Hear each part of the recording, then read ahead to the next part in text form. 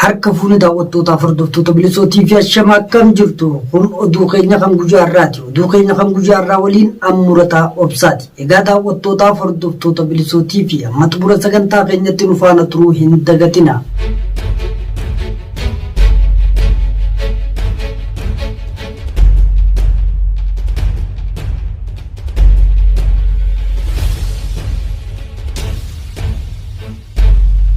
Ile Oromiyaa garagaraa keessatti hiriirri mormii taasifamaa jira.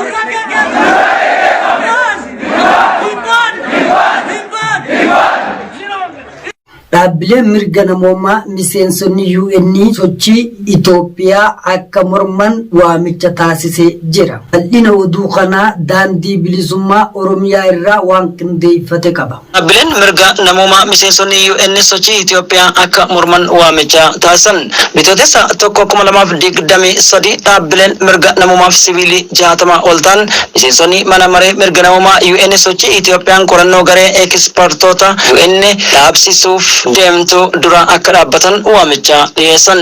Dhaabbileen kun xalayaa miseensota mana maree mirgoota namoomaa dhaabbattoota biyyoota gamtoomanii fi erganiin kana jedhani. Itoophiyaan garee qorannoo bama mirga namoomaa yeroo waraana kaaba Itoophiyaa raawwataman jedhan qorachuuf hundaa'ee jalqabuma mormaa turte.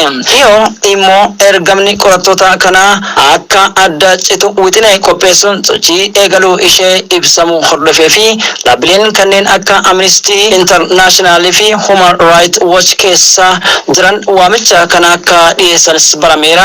Dhaabbileen kunneen ibsa isaanii keessatti garee mirga namoomaa United Nations UN hundaa'ee xumura itti tolchuuf wixinee Itoophiyaan qopheessite yaadda'us ibsani. Wixineen ergama ICH ECR yookiin ammoo EC3 adda kutuuf qophaa'e kamuu mormuun akkuma beekamu ergamaa fi hojii komishinichaaf deeggarsa qabdan akka ibsitan jechuun gaafataniiru. Gareen kun galma siyaasaa qaba jechuun kun immoo kan mormite Itoophiyaan qorattoonni dhimma Itoophiyaa qoratan deeggarsa maallaqaa akka hin argannes socho'aa turte. Baatii gurraandhala keessa ministeerri dhimma alaa Itoophiyaa Obbo Dammaqaa Mokonnin qorannoo United Nationiin deeggaramu hojiirra oolmaa waliigaltee nagaa mootummootaa fi TPLF Tigray People Liberation Front gidduutti mallattaa'ee gufachiisuu mala jechuun akeekkachiisaniitii turani. Obbo Dammaqaan gamtaan Afrikaa Itoophiyaa bira dhaabbachuun ergama komishiniin kun qabu akka adda citus gaafataniitii akka turan ni yaadatama. Sochiin Itoophiyaa kun dorgomaan kan hin qabnedha jechuun dhaabbileen mirga namummaa fi siviilii kunneenis ibsaniiru. Adeemsi kun waa'ee qorannoo idilaa addunyaa fakkeenyummaa balaa qabu hordofsiisuu mala jechuunis kan akeekkachiisan yoo ta'u, dhaabbileen kunneen sochii Itoophiyaan hidhamtoonni haqaa akka hin arganne taasisa. Dhaabbileen biyya keessarra shakkii ibsan mufachiisaa jechuun ibsan. Itoophiyaan kana duraa kanneen badii raawwatan seeran akka gaafataman akka taasisus ibsite. Komishiniin mirga namummaa dhimma Itoophiyaa qoratu waggaa tokkoon durattis eegmannaa sarbama mirga namummaa yeroo waraana kaaba Itoophiyaa kan raawwatan jedhaman qorachuuf kan hundaa'e ture. Gareen ekspertoota dhimma Itoophiyaa qoratu ibsa fulbaana keessa baasee mootummaan federaalaa fi michoonni isaa Tigraayitti yakka namummaa raawwatu amanna jedheetiin jiran. Mootummaan Itoophiyaa immoo argannoo kana akka hin fudhanne ibse. Qaamoleen lola keessa hirmaatan marti hirmaannaa irratti ka'us hundi himannaa kana hin fudhatan. Baatii muraasa dura mootummaa fi TPLF waliigaltee nagaarra erga gahanii nagaan bu'eera. Akkasumas tajaajiloonni bu'uuraa fi geejjibni baatiiwwan dheeraa booda eegale jedhamees hawwiin itti godhame. Haa ta'u malee kanneen badii keessaa qooda fudhatan jedhaman seeratti dhiyeessuu irratti sochiin jiraachuu wanti ifatti mul'isu akka hin jirres yaaddoo qaban ibsanii jiran. Akka gabaasni Bilisoo TV toora sooshaal miidiyaa fi oduuwwan OItu akka Reuters irraa fudhatetti haalli ammaan tana gaanfa Afrikaa bahaa rakkoowwan beela Oromiyaatiin wal qabateetiin jiru biratti rakkoon Oromiyaa keessa haalduree tokko malee furamuu dhabuu isaatiin kan ka'e jechaan lubbuun gidiramsiif hiraarsi guyyaa guyyaa daranuu dabalaa deemaa jiraachuus maddeen Bilisoo TV qorachuun ifoomsaniitiin jiru. Hiriirri mormii sirna faashinistii impaayera Itoophiyaa Gujii keessatti geggeeffamaa jiraachuun dhagahamee jira. Hiriira kanas kan geggeessaa jiru qeerroof qarree bilisummaa Oromoo qofa osoo hin taane magaalatti uummanni Oromoo hunduu hirmaannaa taasisaa jiraachuunis baramee jira.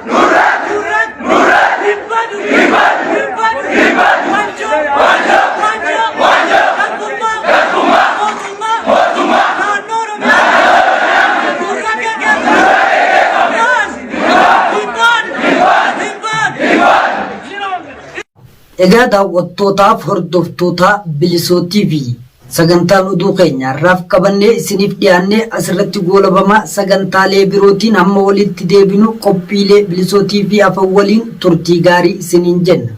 Oduu gammachiisaa Bilisoo TV tajaajilli sabaa himaa miidiyaan keessa ijaaf gurrata uummata keenyaa ta'ee tajaajiluu itti fufeetiin jira.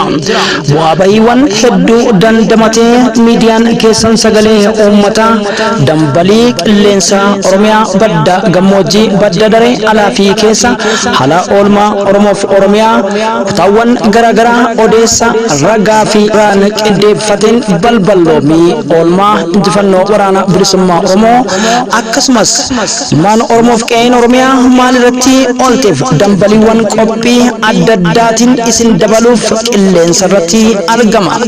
Toora YouTube chaanaalii Bilisoo TV YouTube chaanaalii keenya subscribe share akkasumas like fi comment gochuun waan ifiiti guddisuu hin dagatina. Kana malees dhiyootti qophii addaatiin gadi bahuutiif jira. Qophii sona artii Oromootiif gumaata artii Oromiyaa akkasumas qophii qaree fi qareeyyiidha.